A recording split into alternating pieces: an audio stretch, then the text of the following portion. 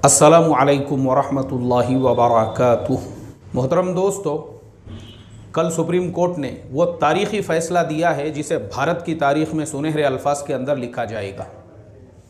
15 दिसंबर 2020 को दिल्ली की साकेत कोर्ट ने तबलीगी जमात के अमीर हज़रत जी मौलाना साद साहब, उनके 6 मुआविनीन और 952 जो बैरूनी मेहमान थे, फॉरेनर्स थे, उन सबको बाइज़्ज़त बरी कर दिया था। क्योंकि उस केस के डिटेल्स हम आपको ऑलरेडी बता चुके हैं कि 952 जो बैरूनी मेहमान थे उनके ऊपर 5,000 10,000 रुपये के जुर्माने लगाए गए। तो चूँकि बहुत सारे ऐसे थे जिनके अपने घरों पे लोग परेशान थे उनके अपने मुल्कों में, तो उन्होंने 5,000 10,000 का जुर्माना भर के वो फ़ौरन अपने मुल्कों की तरफ रवाना हो गए। लेकिन उनमें से 45 ऐसे थे जिन्होंने कहा कि नहीं, हम कोर्ट के अंदर केस लड़ेंगे, दूध का दूध और पानी का पानी करेंगे, इसलिए कि इस मुल्क में हम सुरुंग के रास्ते से या हवा में उड़कर नहीं आए हुए हैं। लीगल तरीके से वीज़ा लेकर ऑथेंटिक तरीके से जब हमने एंट्री की है, यहाँ के इमिग्रेशन और एयरपोर्ट पे हमने सारी इन्फॉर्मेशन दी है, उसके बावजूद भी हमारे ऊपर जो जुर्माना लगाया जा रहा है वो इलीगल है। तो उन 45 साथियों ने जो है कोर्ट के अंदर इस मुकदमे को फेस किया। उनमें से 8 को कोर्ट ने जो है खारिज कर दिया। अब बचे हुए जो 37 थे, 37, तो साकेत कोर्ट ने उनको भी बाइज़्ज़त बरी कर दिया।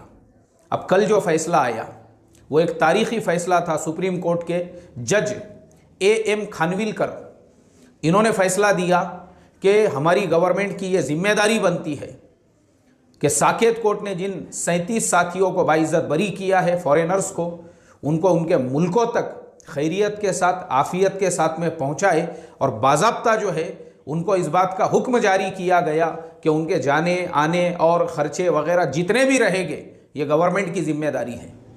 मेरे मोहतरम बुजुर्गों, दोस्तों, ये जो फ़ैसला है, इस फ़ैसले से मेरे दिल में हमारे भारत देश का जो जुडिशियल सिस्टम है, हमारा जो संविधान है, हमारा जो कॉन्स्टिट्यूशन है, जो हमारी अदलिया है, उस पर और भरोसा बढ़ा है।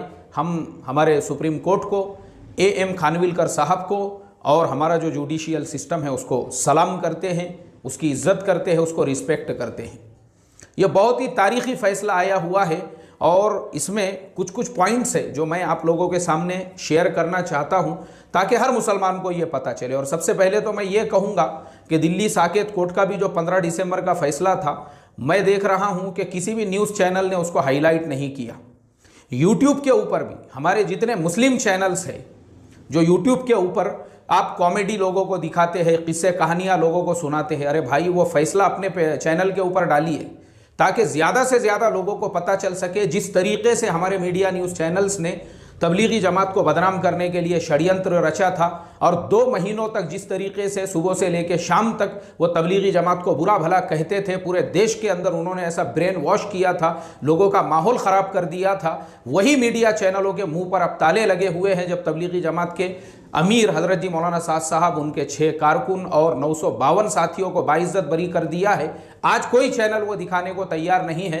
तो देश के सामने सच्चाई लाना ये आपकी जिम्मेदारी है। अगर आपका कोई यूट्यूब चैनल है, उस खबर को हाईलाइट कीजिए, अपने चैनलों के ज़रिए से लोगों को बताइए और ज़्यादा से ज़्यादा वो खबर शेयर कीजिए। और कल का जो सुप्रीम कोर्ट का फैसला है, किसी भी मीडिया न्यूज़ चैनल ने ना उसको दिखाया है। सिर्फ नवभारत टाइम्स के वेबसाइट के ऊपर मुझे ये खबर मिली और उसी के हवाले से मैं आपको ये सारे डिटेल्स बता रहा हूँ। लेकिन हमारी जिम्मेदारी बनती है हम इस टॉपिक को ज़्यादा से ज़्यादा हाईलाइट करके हमारे देशवासियों तक ये पैगाम पहुँचाए कि देखो हमारे मीडिया न्यूज़ चैनल कितने बड़े झूठे हैं, कितने बड़े मक्कार हैं कि बिला वजह किसी को जलील करना है, बदनाम करना है, ब्लेम करना है।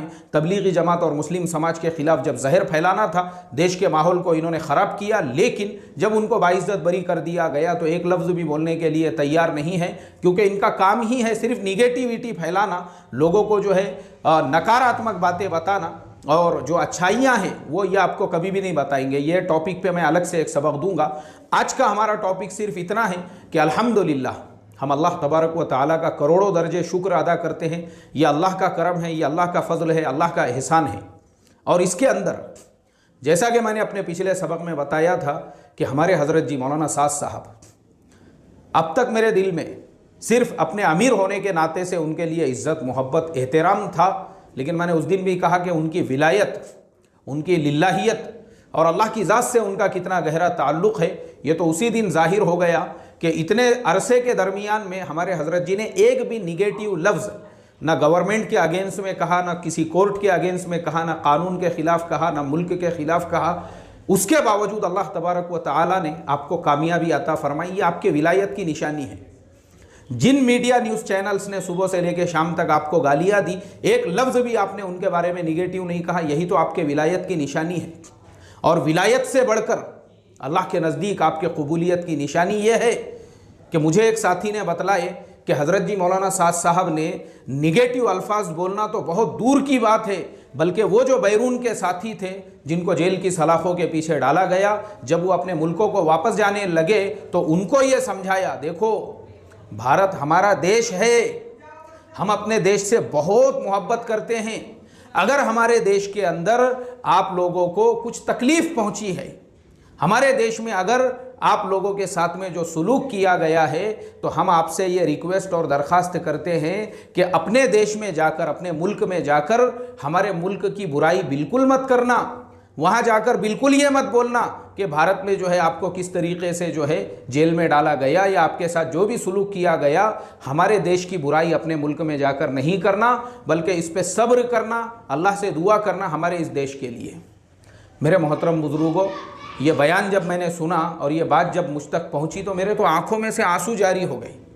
मैं कहने लगा, हे अल्लाह, ये इंसान किस मिट्टी का बना हुआ है, ये तेरा जो बंदा है ये किस मिट्टी का बना हुआ है। इनके अखलाक, इनके किरदार, ऐसी हालतों के अंदर तो लोग तो बद्दुआएं शुरू कर देते हैं, अल्लाहुम्मा शत्तित शमलहुम व फर्रिक़ जमअहुम व खालिफ बैन कलिमतिहिम वम्हु आसारहुम वक़्ता दाबिरहुम वअनज़िल बिहिम बासकल लज़ी ला तरुद्दुहु अनिल क़ौमिल मुजरिमीन। यहाँ तो बद्दुआएं शुरू हो जाती है। और ये इंसान किस मिट्टी का बना हुआ है कि वो अपने साथियों को ये कह रहा है कि जो कुछ भी आपके साथ में हुआ आप उसको यहीं पे फरामोश कर दो, यहीं पे भुला दो। आपके मुल्क में जाकर हमारे मुल्क की बुराई मत करना, यहाँ पे जो आपके साथ में सुलूक हुआ। सुभान अल्लाह। मुझे तो वो शेर याद आ रहा है, शायद किसी शायर ने हमारे हज़रत जी मौलाना साद साहब की शान में ही ये कहा था कि कौन अपनाते हैं और कौन दगा देते हैं, कौन अपनाते हैं और कौन दगा देते हैं। हम तो दीवाने हैं, भुला देते हैं। हमने सीखा ही नहीं बैर किसी से रखना, हम तो दुश्मन को भी जीने की दुआ देते हैं। सुभान अल्लाह। ये हमारे हज़रत जी मौलाना साद साहब की शान है। इतना सब कुछ होने के बावजूद भी आप अपने मुल्क के लिए दुआ क्यों नहीं करेंगे। उनके बाप दादाओं ने जो इस मुल्क की खातिर कुर्बानियाँ दी है, उन्हीं के दादा थे, दादा के दादा दादा के दादा थे मुफ्ती इलाही बख्श। उनका वाक़या मैं पढ़ रहा था कि अंग्रेज़ जज की कोर्ट में, अंग्रेज़ जज की कोर्ट में आपने गवाही दी। ये तारीख़ी वाक़या लिखा हुआ है। अंग्रेज़ जज की कोर्ट में एक ज़मीन जिसके बारे में मुसलमान और गांव के ब्राह्मणों पंडितों के बीच में झगड़ा चल रहा था। पंडितों ने कहा कि ये ज़मीन हमारी है, मुसलमानों ने कहा कि नहीं ये ज़मीन हमारी है, यहाँ पे हम मस्जिद बनाएंगे। अब इस मसले को लेकर जब इख्तिलाफ पैदा हुआ तो कोर्ट के अंदर ये मसला गया। कोर्ट में जब ये मसला गया तो कोर्ट में जज ने कहा कि देखो तुम लोगों के पास पेपर वगैरह तो है नहीं, लेकिन गाँव में अगर कोई बूढ़ा बुजुर्ग ऐसा इंसान है जिसको पता हो कि वो ज़मीन का ओरिजिनल मालिक कौन है, अगर वो कोर्ट में आकर इस बात की गवाही दे तो हम उसकी बात को कबूल कर लेंगे। गांव के ब्राह्मणों ने कहा कि है ना, वो मौलवी इलाही बख्श साहब मुल्ला जी है ना हमारे गांव के। तो मुसलमानों ने कहा कि बड़ी अच्छी बात है, अब हमारे ही आदमी को तुमने गवाह बनाया है तो फैसला तो हमारी तरफ से ही होना है, हमको तो कोई इख्तिलाफ नहीं। अब पंडितों ने, मुसलमानों ने, दोनों ने जो है मुत्तफ़िक़ा तौर पर मुफ्ती इलाही बख्श साहब के गवाही के ऊपर जो है उन्होंने सिक्का मुरत्तब कर दिया कि हम दोनों भी उनके फ़ैसले पर और उनकी गवाही पर मुत्तफ़िक़ हैं। अंग्रेज़ जज ने समन जारी किया मुफ्ती इलाही बख्श साहब को कोर्ट में हाजिर होने के लिए। उनके पास जब वो समन पहुंचा तो उन्होंने कहा कि मेरी भी एक रिक्वेस्ट है कि मैं अपने चेहरे पे नकाब डालकर आऊँगा, इसलिए कि मैं सूअर खाने वाले को अपनी नज़रों से देखना नहीं चाहता। सुभान अल्लाह, कैसे लोग थे। अंग्रेज़ जज ने उनकी रिक्वेस्ट को मंजूर किया, कोर्ट में पहुँचे और पहुंचने के बाद अंग्रेज़ जज ने कहा कि वो जो ज़मीन है उसके बारे में आपका क्या फ़ैसला है, आप क्या जानते हैं। मुफ्ती इलाही बख्श साहब ने कहा कि वो ज़मीन असल में पंडितों की ही है, मुसलमान वहाँ पे बैठते थे, बैठते बैठते मुसलमानों ने उस पर अपना कब्ज़ा कर लिया, लेकिन वो ज़मीन जो है पुराने ज़माने से ही वो पंडितों का हक़ है, मुसलमानों का उस पर कोई हक़ नहीं है। मुफ्ती इलाही बख्श साहब की ये गवाही सुनने के बाद अंग्रेज़ जज अपनी कुर्सी से उनके रिस्पेक्ट के लिए खड़ा हो गया और कहने लगा कि वो इस्लाम जो आपकी ज़ुबान से मैंने सुना हूँ, अगर वाकई में भी यही आपका इस्लाम है, वो कभी भी झूठा मज़हब नहीं हो सकता। अंग्रेज़ जज ने इस बात की शहादत दी। मेरे मोहतरम दोस्तों, उस खानवादे से हमारे हज़रत जी मौलाना साद साहब का ताल्लुक़ है, तो वो सिफ़ात आपके अंदर क्यों नहीं रहेगी कि अपने मुल्क में जाकर हमारे मुल्क की बुराई मत बयान करना। तो मेरे मोहतरम दोस्तों, ये पूरा मुझे आपको डिटेल्स बताने थे, और ख़ास तौर पे कि सुप्रीम कोर्ट का वो फैसला जो मैंने कहा ना कि कुरान में अल्लाह ने फरमाया इन्ना फतहना लका फतहम मुबीना, आज से 10 महीने पहले मीडिया वालों ने जो किया वो वैसा ही था जैसा सुलह हुदैबिया के मौके पर अल्लाह के नबी सल्लल्लाहु अलैहि वसल्लम और सहाबा के साथ जुल्म और सितम हुआ था। और अब जो फैसले आ रहे हैं साकेत कोर्ट और सुप्रीम कोर्ट की तरफ फतह मुबीन के, ये ऐसा ही है जैसा फतह मक्का के बाद की बात थी। और इंशाअल्लाह ये जो हालात आए थे, अल्लाह के नबी सल्लल्लाहु अलैहि वसल्लम ने उस वक्त में ये फरमाया था कि अब क़यामत तक भी इस पूरे हिजाज के अंदर कुफ्र दाखिल नहीं होगा। इंशाअल्लाह ये जो अल्लाह की तरफ से हालात थे और हालात और इम्तिहानात के बाद में ये जो फतह मुबीन है, क़यामत तक भी अब मरकज़ निज़ामुद्दीन की तरफ कोई नज़र उठाकर नहीं देखेगा और कोई उंगली नहीं उठाएगा इंशाअल्लाह।